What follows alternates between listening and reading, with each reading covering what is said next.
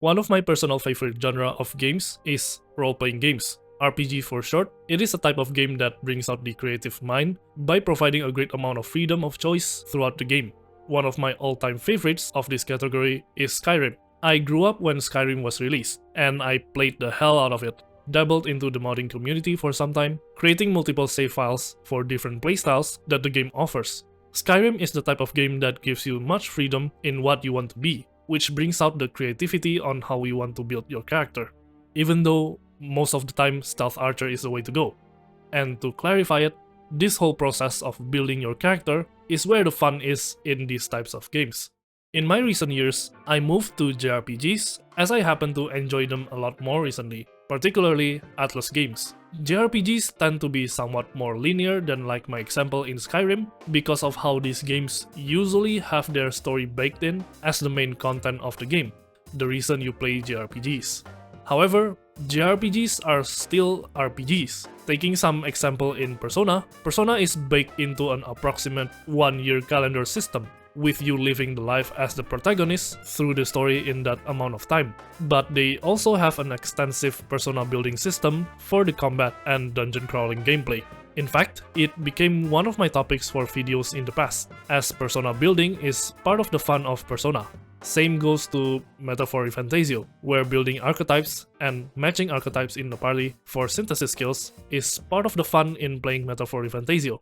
However, there is one more Atlus game that I think is the best for this reason that I haven't dabbled into that much yet, and that is Shin Megami Tensei V Vengeance.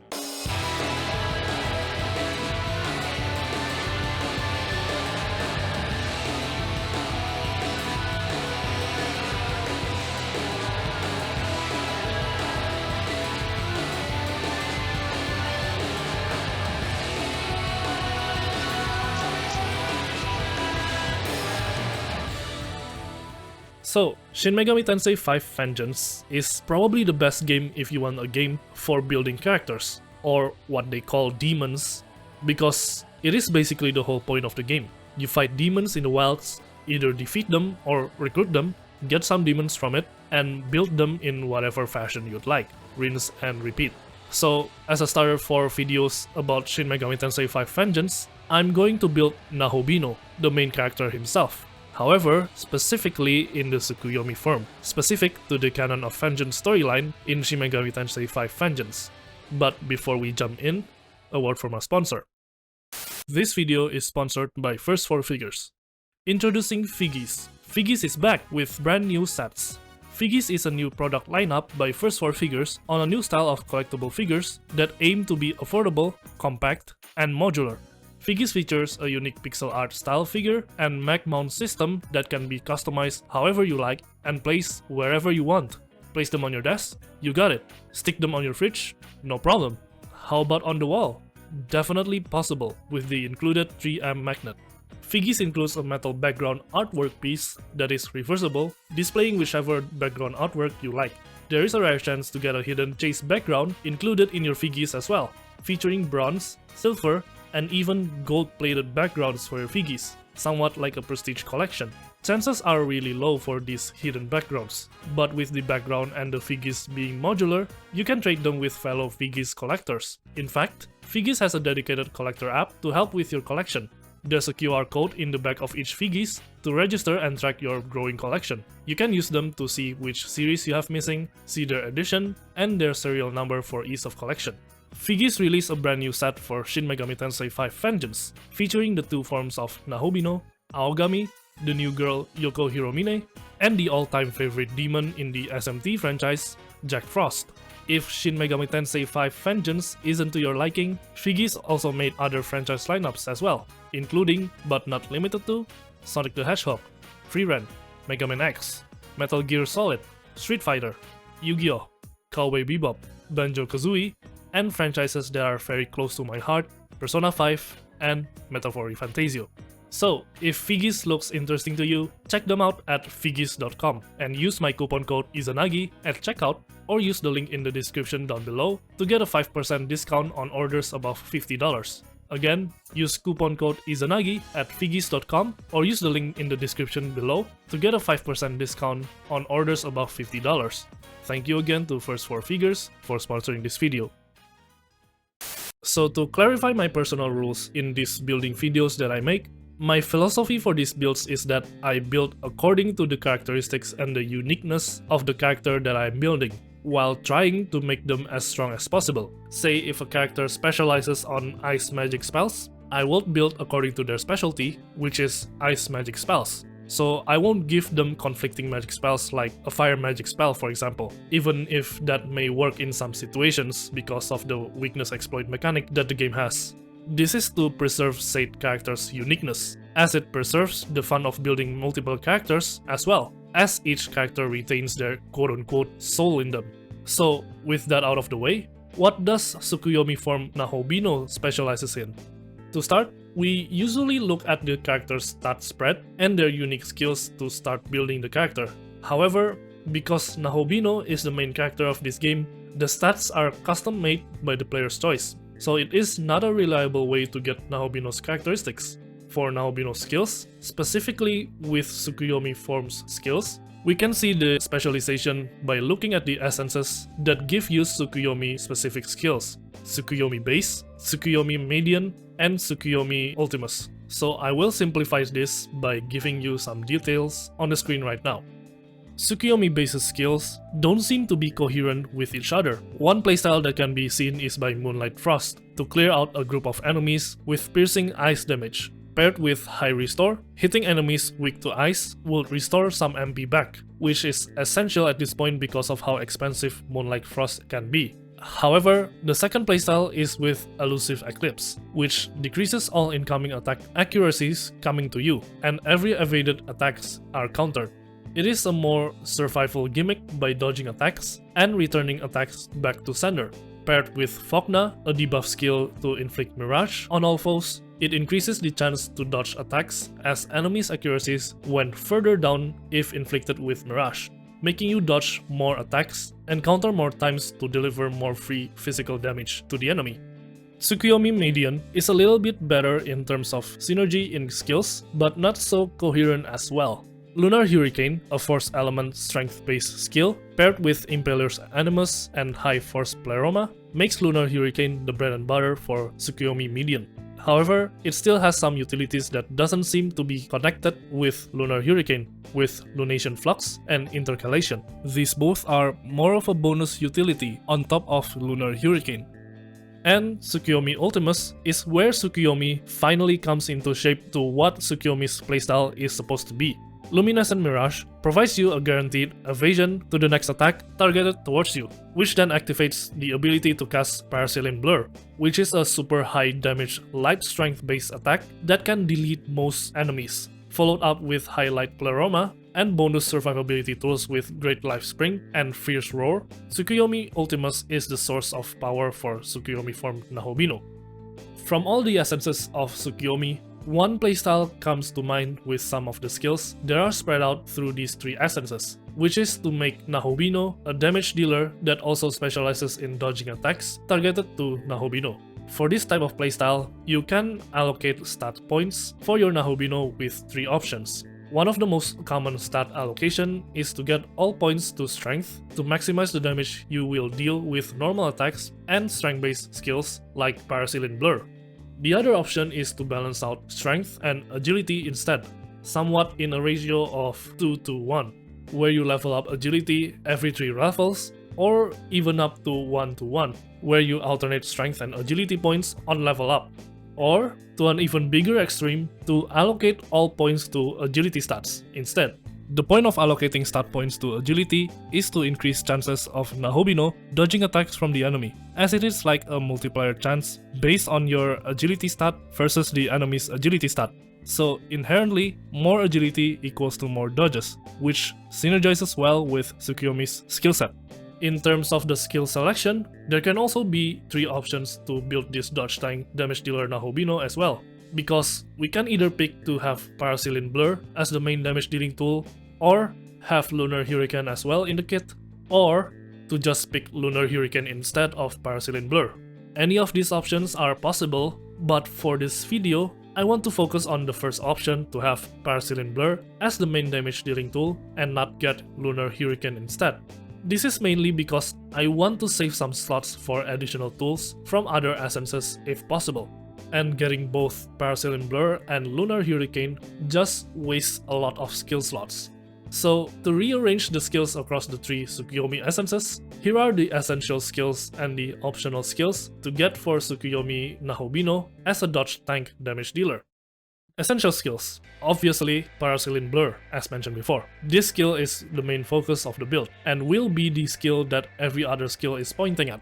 Then, Elusive Eclipse, for the higher chance to dodge, and a bonus counter ability on every dodge. Luminescent Mirage for a guaranteed evasion one time after casting to guarantee a Parasilin Blur cast. Intercalation for a bonus half-turn icon after evading an attack, which synergizes well with the whole theme we got.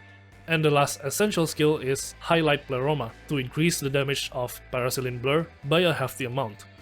Then, the optional skills that can be used from the 3 Tsukuyomi essences. Lunation Flux is a decent MP regeneration tool that doesn't consume press turn icons. You can get it if you are struggling with MP, but it's not too mandatory as it did not directly improve Parasilin Blur, hence it is optional. Great Life Spring is a good bonus to max HP to prevent being one-shotted in unfortunate accidents, but it isn't too essential because of Nahobino's main gimmick to dodge. Fogna is a decent skill to significantly increase the chance to evade attacks from the enemy, but because it is an ailment, it isn't very reliable as you still gamble on it hitting the ailment. Fierce Roar is a good tool to direct attacks to Nahobino instead to dodge, because you are required to dodge an attack with Nahobino if you want to cast Parasilin Blur. It is mainly to eliminate the chances of enemies not targeting Nahobino that he can't cast Parasilin Blur because he didn't dodge because of the RNG targeting. And the final optional is Impaler's Animus, as it can amplify Parasilin Blur's damage by a hefty amount while also make it pierce any resistance towards light. So, excluding the optional skills, the essential skills make up to 5 slots on Nahobino. At maximum levels, slots on characters can go up to 8, so there's 3 more slots to fill in. If you don't like the optional skills from Tsukuyomi essences, here are some suggestions that you can get for Tsukuyomi Form Nahobino. First thing that I want to comment about this build for Tsukuyomi Nahobino is that Nahobino only had one offensive skill, and that offensive skill can only be casted within a certain condition, meaning that you can't cast it anytime that you want. So my first suggestion is a separate new offensive skill for whenever you need to attack but Parasilin Blur isn't available. You can use Lunar Hurricane for that slot, but you can instead use White Draco Strike to have it light element instead, which was instantly amplified with High Light Pleroma. Being a version of normal light element skill as well, it also has a chance to insta-kill normal enemies, which can be useful for unfortunate situations. Oh yeah, I'm not going to spell out which essences you can get these suggested skills, but I will put them on the screen whenever I talk about each skills, like right now, just in case you haven't seen the screen. You can pause whenever this appears. Next suggestion, because Tsukuyomi Nahobino, at least in this build, only has light affinity damage, he won't do particularly well against enemies that have resistances to light. Other than the optional Impaler's Animus, one of the other ways to still be relevant in battles against light resistant enemies is to get Almighty skills. Getting an Almighty skill is really juicy because getting a damaging skill that inherently pierces resistance is very strong up to the endgame, and thankfully, FiGGYZ fits the part of an almighty skill that is also strength based, which is what this Nahobino is. FiGGYZ is the quote-unquote easiest to consider as it is present in a lot of Demon's essences, but if we're talking about a strength based almighty skill in general, Nahobino himself already have some, with Sakanagi in the Aogami Type 3 essence and Murakumo in Aogami Type 0 essence. I would suggest Murakumo for this case, because out of the 3, Murakumo is straight up the best strength-based almighty skill that Nahobino can get. Next suggestion, to further amplify the damage that Nahobino can deal with all those strength-based skills, Charge is a great skill to prepare for a big bang. Charge has a higher multiplier than Impaler's Animus, multiplying by 1.8 times. So it is definitely better to use Charge instead of Impaler's Animus in situations where enemies don't resist light. For more of a buffing skill, The next suggestion is Masuku Kaja to hammer in the theme of being a character that relies on dodge, by giving more buffs that gives more chances to dodge. There are definitely better skills to get for the same purpose, like Luster Candy for example, but this is shown as an example of the most important part to get for Nahobino. As a matter of fact, you can slot in Masuku Kaja or even Luster Candy on other demon party members to save up the slot or even the potential MP cost, because these buffing skills, especially Luster Candy, are cheap. For passive skills, one of my suggestions is to get Murderous Glee. Murderous Glee is a passive buff to Nahobino that increases the chances of critical hits. Considering that all of Nahobino's skills are strength based, they can also do critical hits, which deals more damage and makes a move cost half a turn icon. And considering this is a press turn combat system, it is a very powerful tool to have. Just as a caution, critical hits are also still chance based, just like dodging. And because critical hit mostly dictated by the luck stat, which is the stat that you don't allocate points in, it might not be as effective as in theory. But a critical chance increase is still a critical chance increase, so it's still a good passive skill. And for the three last passive skills that I can suggest are somewhat of a luxury skill compared to the others. Starting with Enduring Soul, it is a great skill to make sure that Nahobino didn't die in unfortunate circumstances, which would kick you to the last save that you have. It saves the frustration of dying due to bad RNG. But normally, if your Nahobino can consistently dodge attacks, you probably don't need it as much. It's still a great skill for survivability though, so it is safe to consider. High Almighty Pleroma is a great passive skill that amplifies Almighty skills, just like what High Light Pleroma do to Parasailing Blur. Only get High Almighty Pleroma if you inherit Almighty skills like Murakumo or Freikugel, because otherwise it is just a waste of slots. It is pretty hard to get as well, with only 4 demons that have it. And for the last luxury skill, Boon Boost EX is a passive skill that increases the duration of any buffing skills for Nahobino. It is definitely a strong skill for longer fights, where that fight lasts for more than 3 turns. You should only get this if you get Masuku Kaja, Luster Candy, or any buffing skills for Nahobino, otherwise it is just like the case as High Almighty Pleroma, it is a waste of slots. This skill is even more rare as only 2 demons have this, so definitely a luxury. I wanna add more skills that are definitely useful, especially because these new skills are specific to Nahobino from Aogami Essences. One notable skill that I use for my playthrough is Revival Chant from Aogami Type 10. It is a summoning tool to bring demons to the front, but paired with a full HP revive. So it's normally used for demons that are unfortunate enough to get a lethal hit in battle, and when you want that specific demon to go back into battle. So in general situations, Revival Chant is a great skill to have. I'd figured to mention this last, even though this skill is powerful, because this skill did not really complement our Parasailing Blur dodge-based attacker build. But nevertheless, it's worth a mention if you wanted some more control on the battlefield. There's also Kanabi Veil from Aogami Type 5 that reduces damage taken just in case to prepare for the enemy's Magatsuhi turn. Evergreen Dance from Aogami Type C that can directly fills the Magatsuhi bar for Magatsuhi skills, and Inflaming Divinity for 2 stacks of Luster Candy to 1 ally, but preferably to the damage dealer, which is Nahobino himself. Here are some examples of the final build for Tsukuyomi Form Nahobino. Obviously, the 5 essential skills are there, plus Lunation Flux, Revival Chant, and Enduring Soul for my normal playthrough where I first beat the game. For maximum damage output for Parasailing Blur, one example is to replace Enduring Soul with Charge to add more multipliers to Parasailing Blur. If we're integrating Almighty skills as well for the cost of utility, the recovery skills in Lunation Flux and Revival Chant can be replaced with Murakumo and High Almighty Pleroma. There are definitely more versions of this build, these are just some of the examples for that. Normally, if this is a Persona building video, this is where the video should have ended.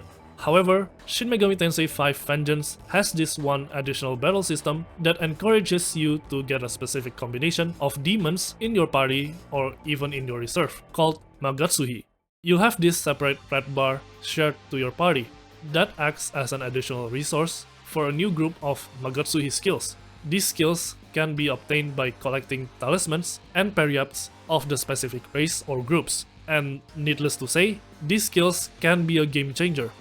So, as an addition, I'm going to suggest what Magatsuhi skills that you should aim to get to complement the playstyle of Tsukuyomi Form Nahobino. So, obviously, I have to mention Omagatoki Critical, even though there's literally no additional requirements to get it, because Omagatoki Critical just works for most general situations.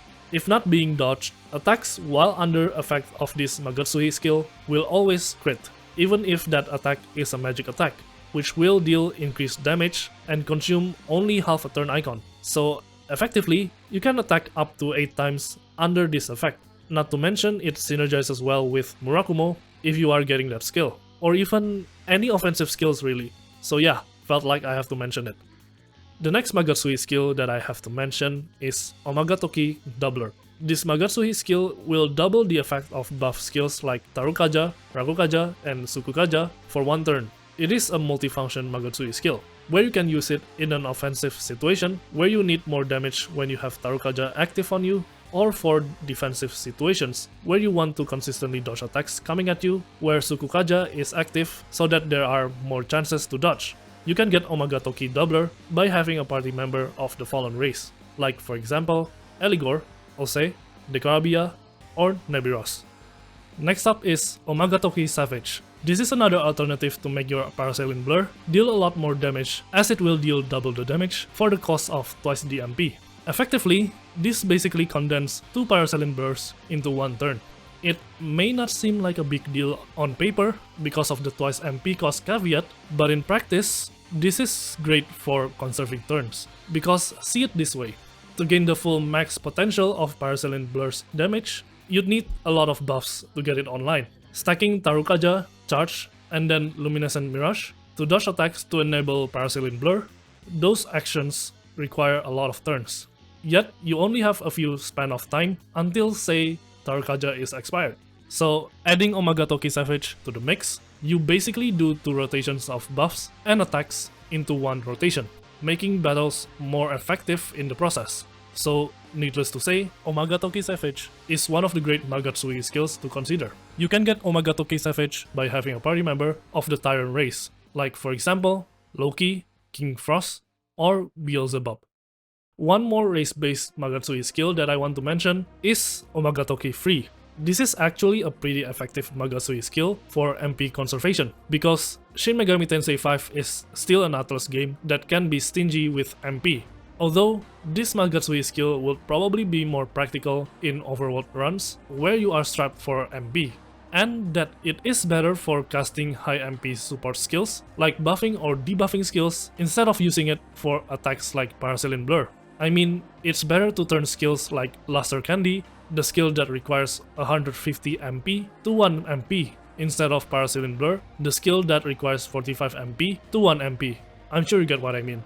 It's a neat Magatsuhi skill to consider, but not too mandatory. You can get Omagatoki Free by having a party member of the Femme race, like for example, Mermaid, Leonan Seed, Manananggal, or Cleopatra.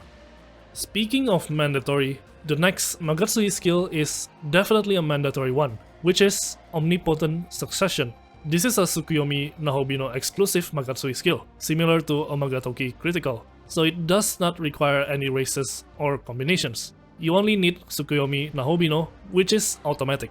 If you think double damage is big enough, well, this Magatsuhi skill repeats the next attack 4 times. So needless to say, this synergizes really well with Parasailing Blur.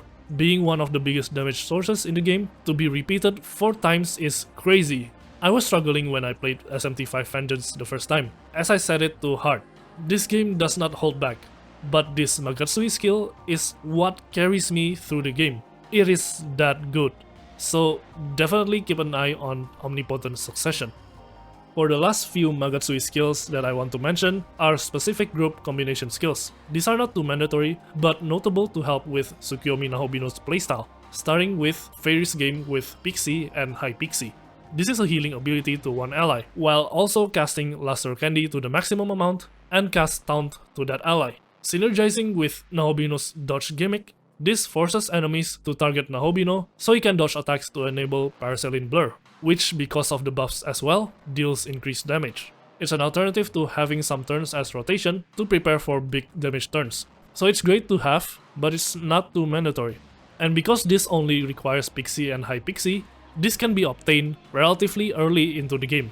But that also means there's more better skills to consider. For example, Fairy Banquet, a fairy race exclusive Magatsuhi skill that casts Luster Candy to all allies to the maximum. Or Blossoming Sakura, which heals HP and NB, while also buffing Luster Candy to the maximum to all allies too. It's a pick your poison situation, but definitely the strongest one here is Blossoming Sakura, which you can get by having Konohana Sakuya and Oyamatsumi in your party. Although I should mention that Konohana Sakuya is a DLC demon though, so you have to fork out some money for her, which kinda sucks, but explains how strong that Magatsuhi skill is. The last one that I want to mention is Oni Formation, obtained by having all the 4 Onis in your party: Suiki, Fuki, Kinki, and Ongyoki. This Magatsuhi skill grants all allies with charge effect and maximum Tarukaja, making your next physical damage attack deal maximum damage. Needless to say, Paracellin Blur benefits a lot from this, as Paracellin Blur is a strength-based skill that is amplified with charge effects. So to get Oni Formation, get all of those 4 Onis, Suiki, Fuki, Kinki, and Ongyoki in your party, including the reserve. And yeah, that's about it. That was a really long journey we had. This is my build for Tsukuyomi Form Nahobino. Shin Megami Tensei V Vengeance is a very in-depth game when it comes to demon building. That includes the main character as well. If you have a different build for Tsukuyomi Form Nahobino and don't mind sharing them, feel free to use the comment section down below to share them. Thank you so much for watching, and thank you again to FiGGYZ for sponsoring this video. Well then, I'll see you again next time.